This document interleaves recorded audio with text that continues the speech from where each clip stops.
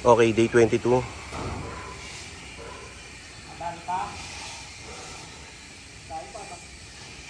So okay itong pose na to. Nakapalitadan. Next itong kabila, left side. Tapos yung sa loob, okay na rin yung sa loob.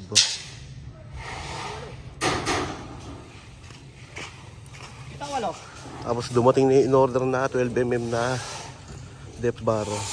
Pareho din sa taas.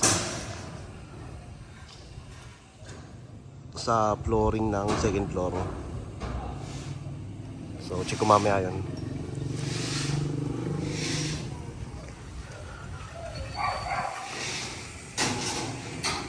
Yan yung depth bar, no, JR? Yung depth bar na in order ito kahapon.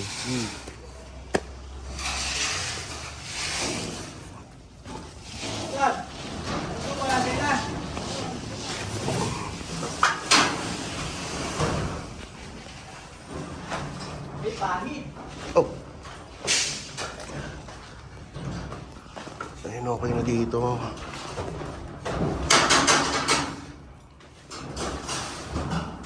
Tapos nilagyan na ni Kuya Bing ng abang. Ayan.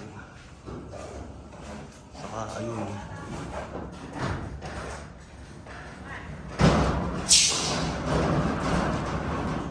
Itong part na to hindi pa to buo.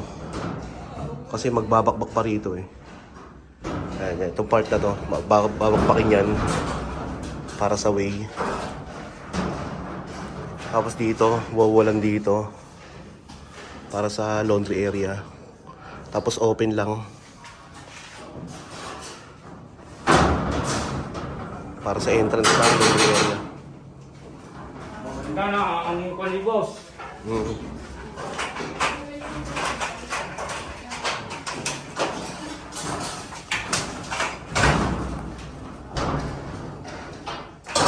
Check natin sa taas.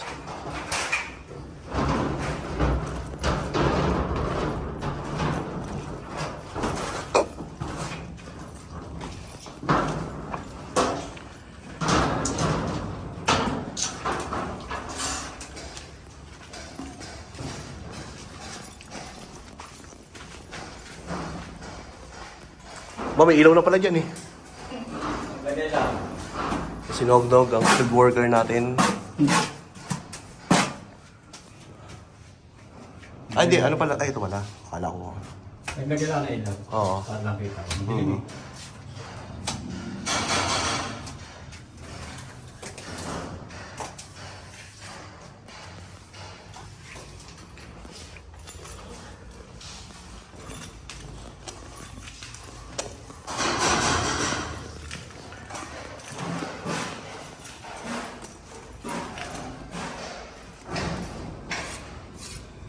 Ay, naka-ready na yung sa ilaw dito. Dalawa.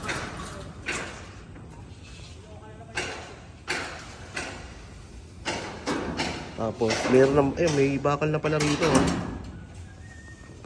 Saka doon. B!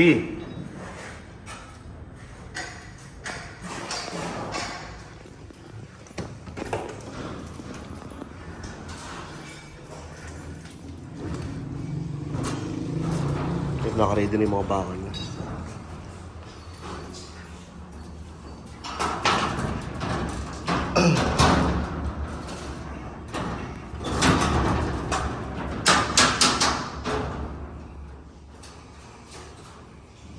Ayan na yung mga bakal na.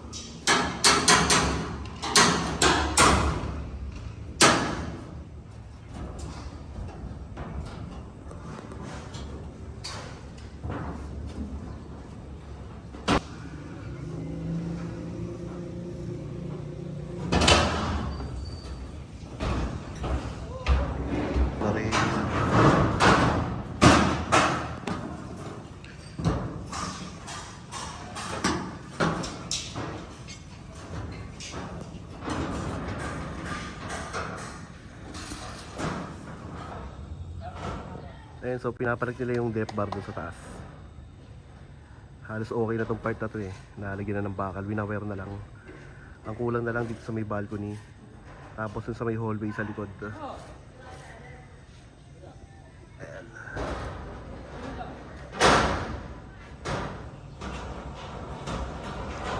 So sabi ni Foreman, baka Sabado.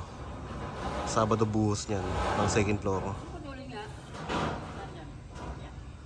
Tapos after mabuhusan, asinta na rito. Yan sa mga wall. No? Ito si JR.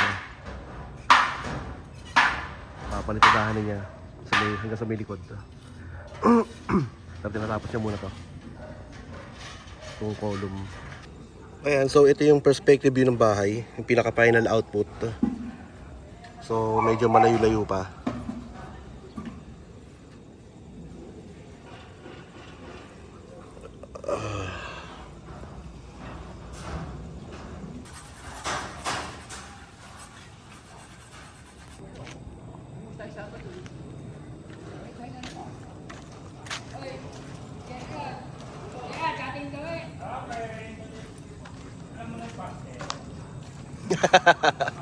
Alam ko na rin yun.